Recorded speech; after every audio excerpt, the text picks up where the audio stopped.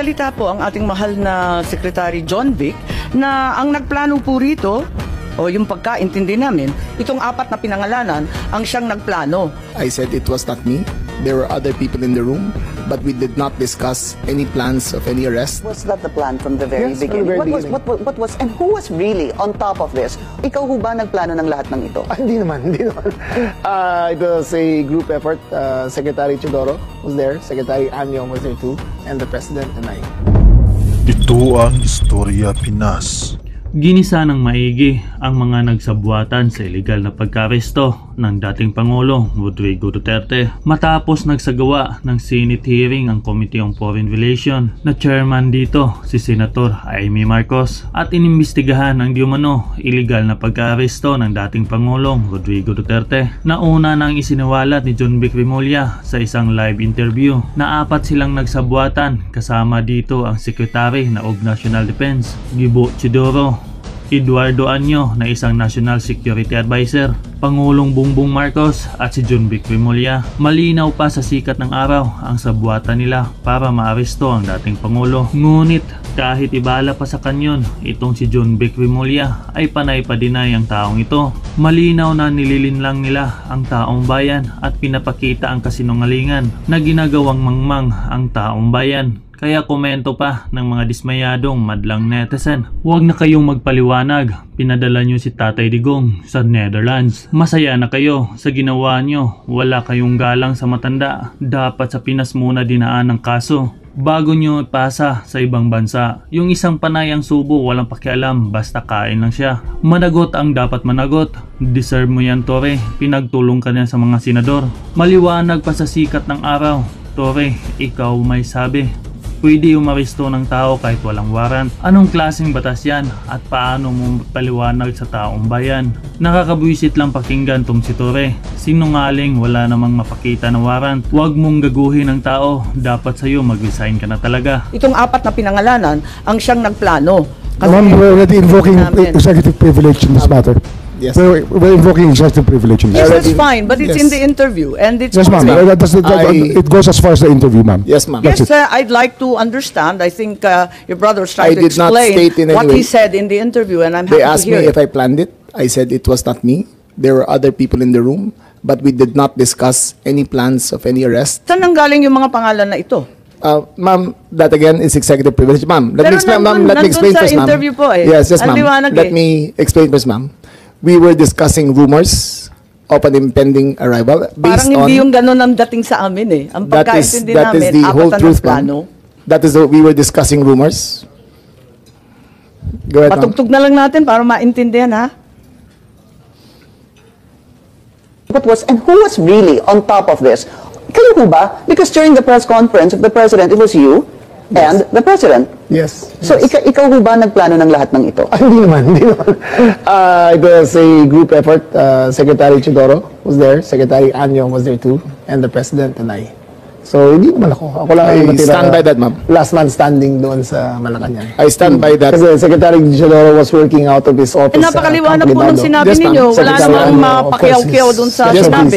Yes, ma'am. Patayin na muna natin. Pakaliwanag naman ang sabi ninyo, hindi ako mag-isa kahit ako ang kasama ng presidente nung nagsalita Yes, ma'am. sa press con, hindi ako mag-isa ang nagplano. Isang grupo kami. Tapos pinangalanan mo. No, ma'am. Sinabi ninyo eh. I state, ma'am, again, executive privilege, but ma'am, Walang executive privilege kasi binunyag na ninyo I sa must TV. state it very clear, as I stated very clear, that there was no mastermind. We were discussing mainly about what the president's statements were in Hong Kong, and it was based all on that statement, ma'am. Sinabi ninyo na hindi kayo mag-isa na nagplano, kundi isang There was no grupo. planning, ma'am. Pero yun ang sabi eh. I said, hindi ako nagplano. Marami May kaming- isang grupo na ang nagplano. We were all talking about a rumor, ma'am, and that was all. Rumor lang yon. Yes, ma'am. Group effort ang sabi mo eh. Ang tanong niya kung ikaw ang nagplano, tapos sabi mo, There was no hindi, planning, group ma'am. effort. There was no planning, ma'am. Ano Earlier, in-effort ng group ma'am, kapag hindi let me plano? make I think that we're intruding into executive privilege already, ma'am. I think that we please No, I'm respect just our... asking him to explain the media. Yes, ma'am. But it's already I'm a very thin confining- dividing line between what transpires in a room between cabinet members I will- and a media statement. But there's a very thin dividing line, ma'am. Understood. I hope that we can respect executive privilege. Understood, and the Senate and the Secretary Chodoro is fully aware. Every time there's a need to recess the executive session, I'm happy to do so, and I will do so when necessary. Pero ngayon, sinabi kasi sa TV, paliwanag naman ninyo sa atin kung ano ibig sabihin. Kasi ang sinabi, hindi ako mag-isa na nagplano, may grupo kami. They asked me if I had planned it. Sabi ko, I did not plan it. I said we were there, and not to skirt, ma'am, executive privilege. It was mainly because of the statements of the former president in Hong Kong that he said, in his words, ma'am, in Hong Kong, that, I think you have a clip, he said that, ang reading ko ay may ICC warrant of arrest na. That was the best of my recollection, ma'am. So anong pinag-group effortan? To Anong discuss diniscuss the rumor, ng ma'am. grupo na That, again, ma'am, pinangalanan nyo? as far as I will invoke in executive privilege, there was no, you cannot plan on a rumor, ma'am. Kaya nagtataka So, ako, again, bakit ma'am, group effort? Chismis lang naman yun. Chismis nga. Ayun Kaya nga, yun. kung chismis, bakit mag-group effort pa? Tapos pinangalanan mo Ma'am, pa lahat na maraming nagpag-group marites sa effort? mundon to, ma'am. Dabis naman yung marites, dami-daming It was marites a sa amin. discussion of a rumor based on the statement of the president in Hong Kong. Nakakatuwa lang dahil chismis lang pala eh. Bakit sesentensyahan yung tao sa base ng chismis? It was a discussion of a rumor based on the statement of the president in Hong Kong. So you deny that you're part and parcel of the planning and that the other persons you named, hindi rin sila kasali dun sa pagpaplano? Again, ma'am, we were discussing the statement of the former president while he was in Hong Kong, that he said that he said, in his words, ang reading ko ay may warrant of arrest na ako. So that was the only basis of the conversation, ma'am. So ito yung group effort ninyo? Yes, ma'am. Pinagtulong-tulungan ninyo yung isang bahagyang chismis? It was, ma'am, all of that is, again, the statement of the former president, not ours. Okay, so walang kinalaman to. Pero para lamang sa kaprasong chismis, magtitipon-tipon pa yung mga sekretary ng gabinete. Nakakatuwa naman. Call it what you may, ma'am. Walang magawa. Opo, anyway, nabanggit na paulit-ulit itong Interpol, ano? At nabanggit na ng SOJ. At alam naman natin, yes po. Yes, Secretary Chodoro, please. Kasi kasali kayo eh. Alluded to, the Department of National Defense and the Armed Forces of the Philippines has no law enforcement mandate. Our sole mandate is to give support to the Philippine National Police when it is asked for. And therefore, such ends our jurisdiction. The operation is clearly a law enforcement one, and the Philippine National Police has the power to ask the armed forces to assist. And that is the extent of the participation of my department and the armed forces of the Philippines. And all other matters in supporting the Philippine National Police are covered by operational security. Tama po. Kaya hindi talaga chismis lang to. Meron talagang natanggap. At sinabi rin sa isang interview, alas 3 ng umaga, natanggap na yung notice of arrest nung Martes, March 11. Sinabi naman ni Secretary Remulla na si PNP General Marbil nakatanggap ng notice of arrest warrant alas 3 ng umaga ng Martes at sinabihan ang Pangulo ng alas 6. Nabasa niya nga sa alas 6 ng umaga. So ibig sabihin, hindi po chismis to. Meron ng notice of arrest warrant. You're Totoo na talking siya. about two different days, ma'am. Okay. March 10. Sige, clarify po ninyo para March 10 maintindihan namin. was conjecture. March 10, was chismis pa conjecture. lang yun. Yes, ma'am. Dala nung salita galing sa Hong Kong. Yes, ma'am. Okay. March Tapos, 11 was a formalized transmission Okay. by the ICC towards Interpol, and that was the first knowledge that this administration had of the presence of a action by the ICC directed towards Interpol, and that was the only formal knowledge that we had. So, andun lang. So, ang ibig sabihin, ang gobyerno hindi tumulong sa ICC sa application ng warrant. Nagulat kayo na dumating na lang yung dokumento. Yes, ma'am. Wala kayong kaalam-alam or paghihingi? None whatsoever, ma'am. None whatsoever. Ganon din yung SOJ, pati yung SND. Wala kayong balita, wala kayong hinikayat, wala kayong pakikiusap na ilabas na yan sa lalong madaling panahon. Wala po ako rito noon eh. Nasa Vienna po ako. Ma-attend po ako ng United Nations meeting sa Drugs and Crime, Yung- UNODC. Yung March 10 o yung 11 po? Parehong araw po, wala po ako rito. Ngunit nakikipag-usap ako sa telepono na tinatanong ko yung nangyayari dito sapagkat ang Department of Justice ay involved siyempre sa bawat proseso. At kinakausap ko po yung mga pwede kong kausapin tungkol dito. Okay, so wala kayo dito pero kayo nag-anunsyo at lumabas sa balita na alas 3 ng umaga pa lang ng Martes andyan na yung notice of warrant. It was me, ma'am. It was Ikaw me. ba? Ibang It was Remulla me. yun? Baka It was na-confuse me who pati confirmed, media. ma'am. Po. It was me who confirmed during the press conference of March, on Tuesday, March 11, I think, that when the president asked me on when the notice of diffusion arrived, and I stated it was 3 a.m. Salamat. Okay, si General Marbil, may idadagdag po kayo. Kayo daw ang nakatanggap eh. Mama, natanggap ko po yun ay more or less after ng 3 o'clock. So, usually, ito po talagang ginagawa namin. Pagka meron pong request ang PCTC Interpol, we act po dun sa kanila po. Kung ano po yung request ng PCTC Interpol. Maraming salamat, General Marbil. At Interpol ang binabanggit na natin ngayon. So, yung Interpol, ang Pilipinas ay isa sa founding member. Isa tayo sa nanguna sa pagtatatag ng Interpol noong 1952. Interpol's purpose is to facilitate cooperation and assist member nations. So, crime information sharing, investigative support, specialized training, transnational crimes in particular are the focus of this agency. And this comprise terrorism, cybercrime, organized crime, financial crime, and anti-corruption.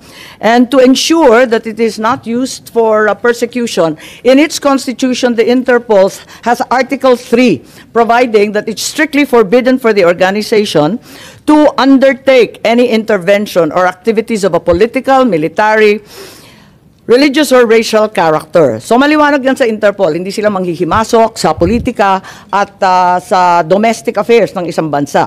Ngayon, eto na yung press con ng ating Pangulo noong March 11 ng 2025 at sinabi niya, andito yata yan, it's a request of the Philippine government from Interpol. And to enforce the arrest warrant, and of course we comply with our commitments to Interpol. We did not do this because it was derived or it came from ICC, but rather from Interpol. Because they asked us, we have commitments to them, we live up to those commitments. I don't think we violated the country's sovereignty. Bakit naman? Dahil consistent naman tayo, hindi tayo tumutulong sa investigasyon ng ICC. Wala tayong meron contact, pero not on an official level. We did not help them in any way. The arrest we did today was in compliance. Ayan, mabasa ninyo. Was in compliance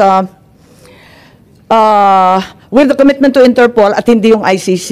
Hindi natin kinakausap ang ICC, marami silang hinihingi sa atin ng mga dokumento, wala kaming binibigay. Yun lamang, hindi natin mahindian ang Interpol. So kung may duda sa ating pakikibahagi sa ICC, ang sinasabi ng Pangulo, ang ating commitment, obligasyon sa Interpol ay maliwanag at walang duda.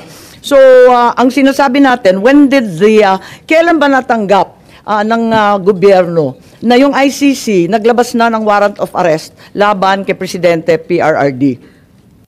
At alas 10 nga ng umaga. Yun ang pagkakaalam ko ngayon.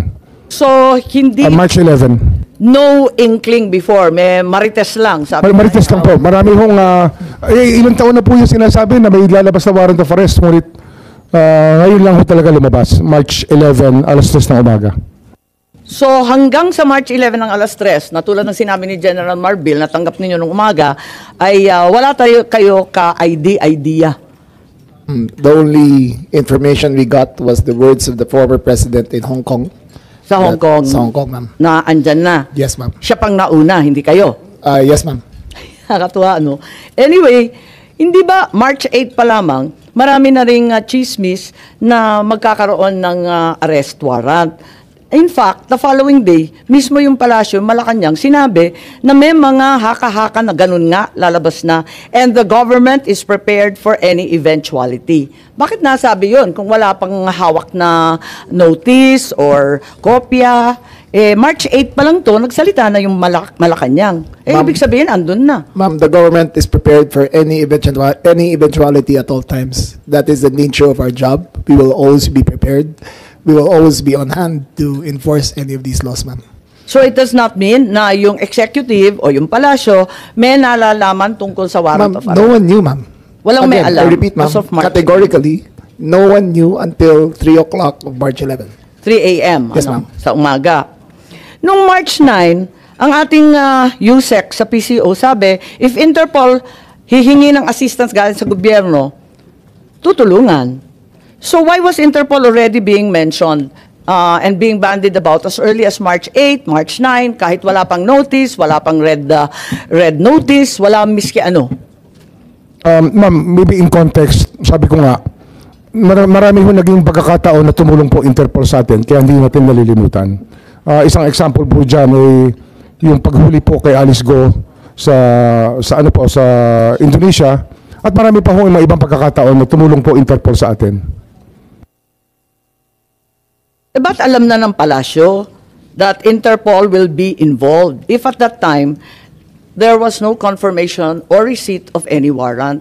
Bakit nagsasalita na ang palasyo, nagsasalita na yung PCO, sinasabi na huwag kayong mag-alala, handa tayo sa anumang mangyari, bakit nagre-reassure na ang palasyo? Ano ho kasi yan? Parang pinapanatag ang mekanismo po kasi ng International Tribunal, katulad po ng ICC, ay lumapit po sa Interpol upang ipamahagi o upang iserve ang warrant kasi wala po sila sariling kapulisan ang ICC. So, Kaya alam na umaasa ninyo- rin po sila sa Interpol. Tama. So, ang executive, alam na ninyo na ang Interpol ang gagamitin. Hindi sa wala Ay, tayo. ano po yun logical lang po yun. It's logic that Interpol will be the one used as they were the ones used in the past already. Alam naman natin na gagamitin ng Interpol, pero hindi naman laging Interpol ang ginagamit ng ICC. Hindi ko po alam yung iba. Paano natin Ang alam alam? ko lang ho, Interpol talaga. Ang alam natin, iba-iba, di ba, sa history ng ICC. Kaya nagtataka ako, matang aga-aga, March 8, alam na natin Interpol ang magbibigay ng warrant. Marahil ho kasi ang Interpol may opisina rin po sila sa sa Paris tsaka sa Hague. Kaya nag-uusap-usap po lahat 'yan. Yung Eurojust, Europol, ICC, ICJ, isang lugar lang po 'yan sa The Hague. Oo, alam natin, pero iba-ibang pamamaraan ang ginagamit ng ICC para hulihin, takipin, at mag-serve ng warrant. So, ang sinasabi natin, siguro sina General Marbil, pagkat sila naman ang nakatanggap nito, walang contact or coordination sa ICC or Interpol bago March 11. Bago March 11, yung alas 3 ng umaga, na sinasabi po ninyo, talagang wala kayong ka-idea, walang notice, walang timbre, walang tawag, walang kaalam-alam ang Pilipinas tungkol dito. Ma'am, can I answer that, ma'am? Si General Marbil ang tinatanong po. Pwede kayong magdagdag, mamaya. Ma'am, wala po kaming communication with the ICC except for the PCTs lang po. We rely on the Philippine Center for Transnational Crime. Teka, so kauna-unahang pagkaalam mo tungkol dito sa warrant mula sa Interpol, nung Marso 11, ika-11 ng Marso, tama ba? Yes, Madam Chair. Sigurado kayo, ha? Yes, Madam Chair. Oo, okay. So, but you just said na it doesn't go to you directly. Sabi mo, dumadaan muna sa transnational crime. Pwede ba natin tanungin ang ating head ng transnational crime? Andito po si Executive Director Alcantara. Kayo ba ang una nakatanggap nitong galing sa Interpol? Magandang umaga po, Madam Chair. Tama po yun. Ang NCB Manila ang tumanggap po at 3 o'clock in the morning nung diffusion na sinasabi na may warrant of arrest na po ang ating dating Pangulo at yun po ang ginamit namin, pinan-out namin. Tapos pinadala ninyo kaagad sa kapulisan? Law enforcement agencies po ang mga pinadala natin, ang National Bureau of Investigation, ang Philippine National Police, ang Bureau of Immigration at pinadalang ko rin po ang Department of Justice. Okay. Maraming salamat. At may dadagdag yata si Secretary John Vic. Wala na, ma'am. Wala na, ma'am. Okay. At was a red notice, itong tinatawag na red notice, iyon ba ang pinadala ng Interpol, Executive Director Alcantara? Kasi ang binanggit mo ngayon, diffusion. Ang dumating Kasi- po sa atin ay isang diffusion, isang commonly tinatawag na red diffusion. Teka, ang pagkaalam ko, iba ang notice at iba ang diffusion. Iklaro po ninyo, alin na natanggap? Ipapaliwanag ko po. Ipapaliwanag ko po. Ang red notice po ay a request for international police cooperation that has been applied for by a member country or entity that are distributed to every member of the organization. Opo, alam natin yon. Okay Pero po. ang sabi kanina, red notice ang natanggap. Ngayon ang sinasabi mo, hindi red notice, kundi diffusion lamang. Tama po. Alin ba talaga? Diffusion po. Walang red notice.